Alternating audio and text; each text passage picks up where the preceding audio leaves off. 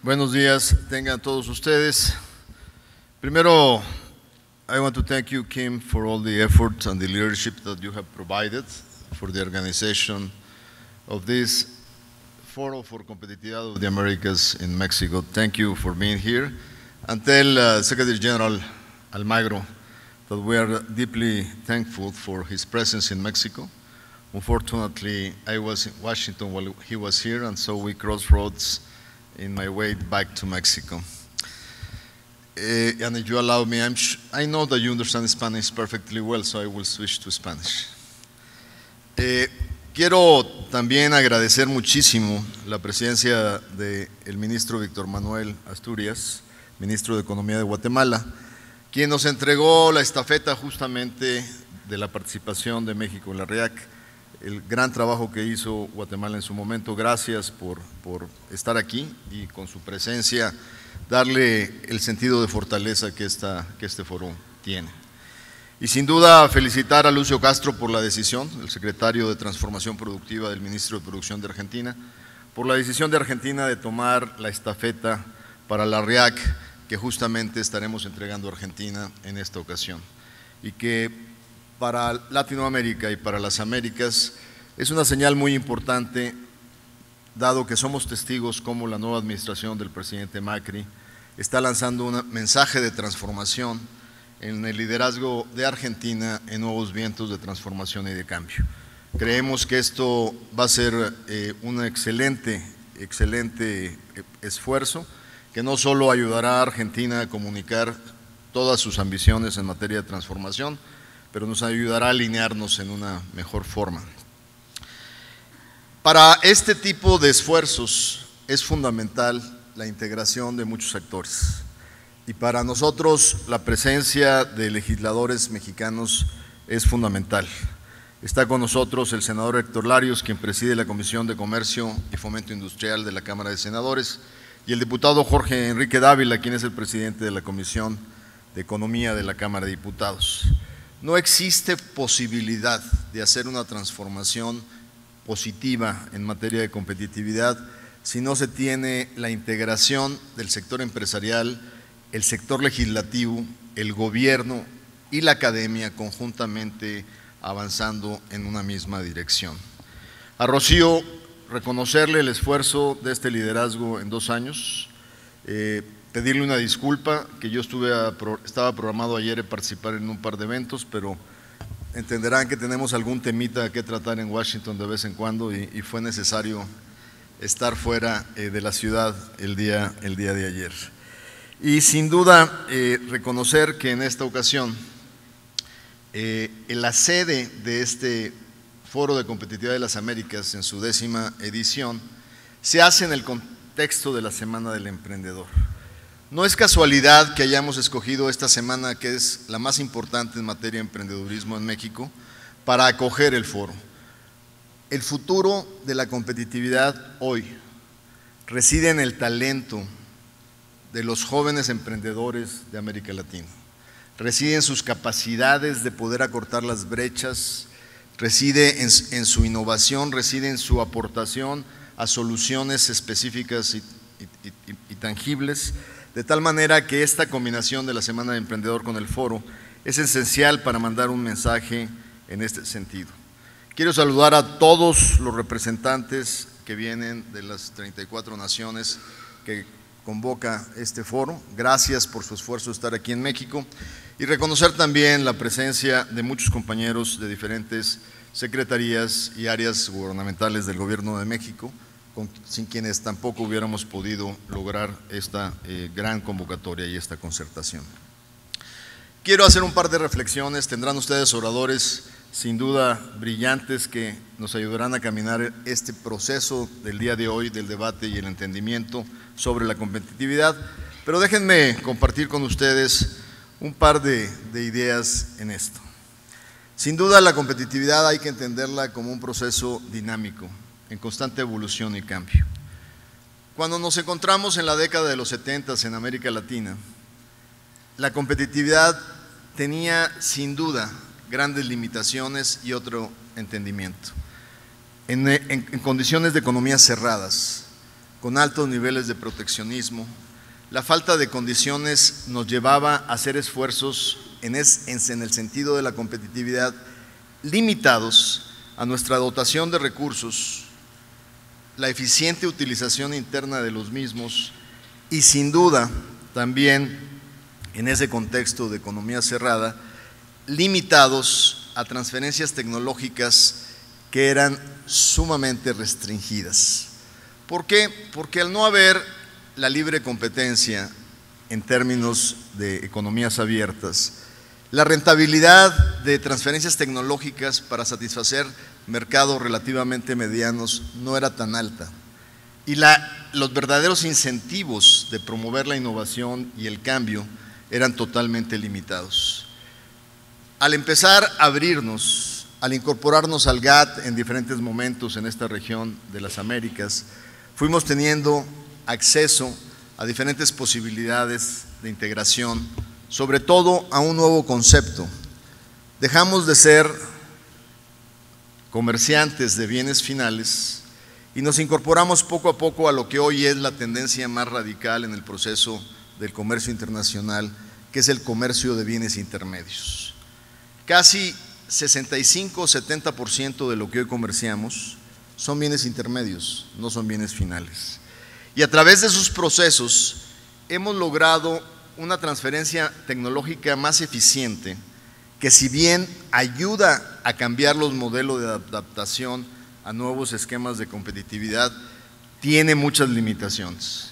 Y las limitaciones están basadas desde el punto de vista que a veces generamos grandes transformaciones industriales altamente competitivas, pero concentrados en nichos muy específicos de nuestras economías.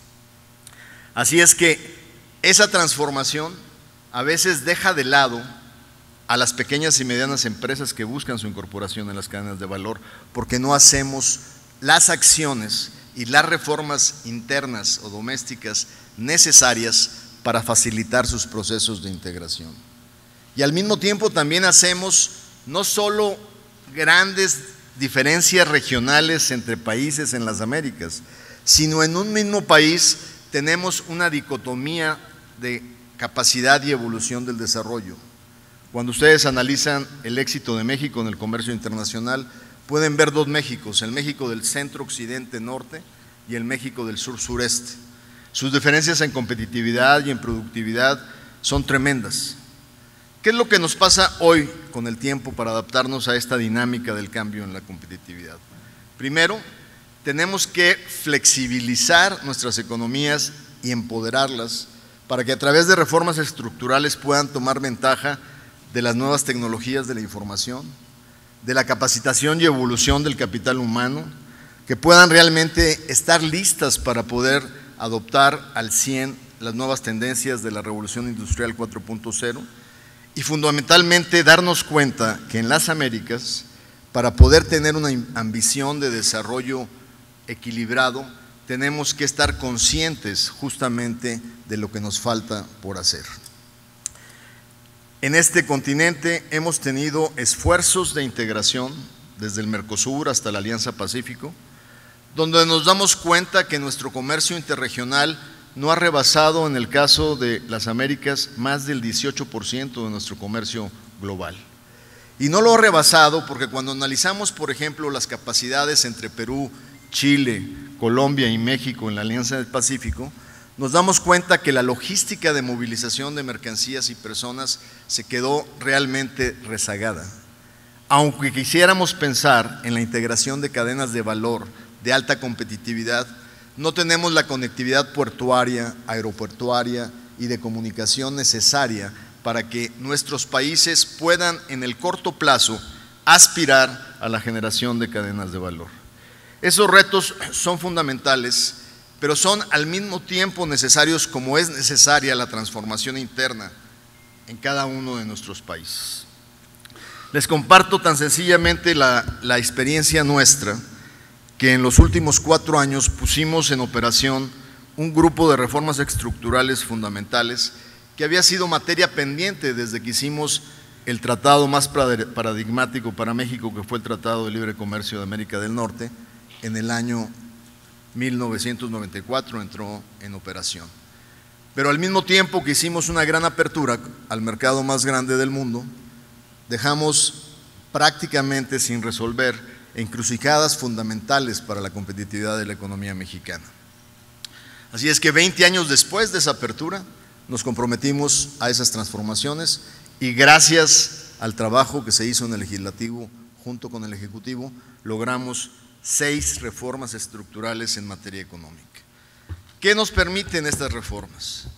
Nos permiten justamente que en este proceso de transformación, donde las pequeñas y medianas empresas, al no estar en condiciones de suelo parejo, no pueden competir con empresas francesas o empresas estadounidenses, al estar pagando precios por insumos esenciales muy por encima de lo que se pagan en términos relativos en otras latitudes del mundo. Así es que nuestra reforma energética va enfocada claramente a garantizar energías competitivas a costos accesibles para que nuestros pequeños y medianos tengan acceso a la molécula de gas más barata que existe a nivel global. Hoy en América del Norte una molécula cuesta 1/3 parte de lo que cuesta en Asia y en Europa. Y el gas, no se nos olvide, es la base de integración de cadenas básicas como los plásticos, los textiles sintéticos, es 1/4 parte del costo del acero, es 1/4 parte del costo del cemento. Liberalizar esos mercados y realmente tener posibilidades de energía competitiva y suficiente le da un piso parejo a los pequeños y medianos empresarios para incorporarse a las cadenas de valor. Lo mismo pasa con la reforma en competencia económica. No podemos aspirar a la innovación si no tenemos, por ejemplo, mercados de telecomunicaciones competitivos. No podemos estar pagando 40% más de lo que en alguna vez se pagó en estos mercados que nuestros comparables pequeños y medianos empresarios en Europa o en otras latitudes. Gracias a las reformas podemos decir que ha habido avances significativos en este sentido. Por ejemplo, en los últimos 4 años el costo de la telefonía móvil en México se ha reducido un 43%. El costo de la larga distancia internacional cayó 40%. No se cobra hoy por roaming dentro del territorio nacional y estamos haciendo acuerdos en nuestras asociaciones estratégicas como Alianza Pacífico para que nuestras compañías telefónicas tampoco cobren por el roaming dentro de nuestras regiones. En términos de lo que sería la penetración de la banda ancha en estos 4 años, pasó de 21 personas de cada 100 en México a 63 suscriptores de cada 100. Son de los elementos que sin duda hacen la diferencia en este proceso de piso parejo para todos los jugadores dentro de una economía.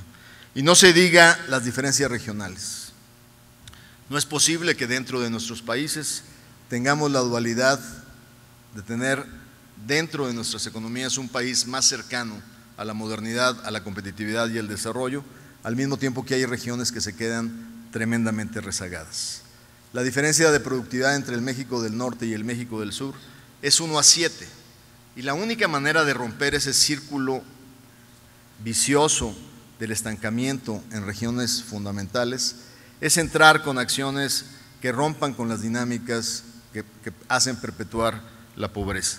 Así es que en el caso mexicano, en el año 2014, el presidente Enrique Peña Nieto envió una iniciativa que fue aprobada por el Congreso para la creación de las zonas económicas estratégicas. La idea fundamental es entrar con las vocaciones productivas de áreas que tienen una condición económica relativamente vulnerable, pero que la condición de su selección no es solo la pobreza, sino la condición de su selección es la vulnerabilidad social, pero conectados a puertos, interpuertos, ferrocarriles, que permitan la transferencia de bienes entre un océano y otro. Así es como se decidieron las primeras 4 zonas estratégicas que por fin creo podrán romper el círculo de la pobreza que se ha desarrollado en algunas latitudes del territorio mexicano. Finalmente, para mí fue muy grato saber que en este mismo Congreso, gracias a la participación del sector privado mexicano, vamos a analizar algunos de los temas fundamentales que hemos procurado en esta administración. Por ejemplo, la ley para impulsar el incremento sostenido de la productividad y competitividad que fue aprobada en el 2015 por el Legislativo mexicano y que cuenta con un grupo de participación del sector académico, del sector empresarial, del sector laboral, del Legislativo y del Ejecutivo para realmente ejecutar con precisión, no con discursos ni con ideas que nunca se aterrizan, sino con ejemplos, casos piloto, operabilidad directa con diferentes establecimientos industriales para poder poner en práctica diferentes proyectos específicos por industria, por sector, para desarrollar claramente la productividad y emparejar esas diferencias entre los sectores tradicionales de la economía y los sectores más avanzados y modernos. También participarles en este foro la creación del Índice Nacional de Competitividad presentado por el Instituto de Estadística y Geografía del INEGI. Lo importante en nuestros países, cuando vamos al nivel territorio y vemos la influencia que puede tener las regulaciones estatales y municipales en la competitividad, es fundamental ponernos a competir a nosotros mismos y poder transparentar quién es quién en materia de competitividad en el contexto nacional.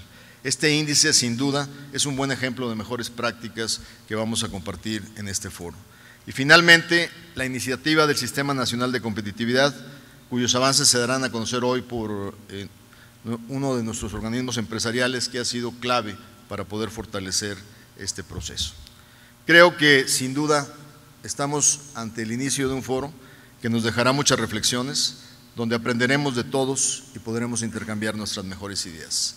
Cerremos las brechas entre los pueblos de las Américas, cerremos las brechas entre las comunidades de una misma nación que a veces presentan diferentes niveles, a veces insultantes de desarrollo, y cerremos las brechas entre las industrias tradicionales y las industrias modernas. Este esfuerzo creo que va en esa dirección. Los felicito y espero que el día sea altamente productivo. Muchísimas gracias.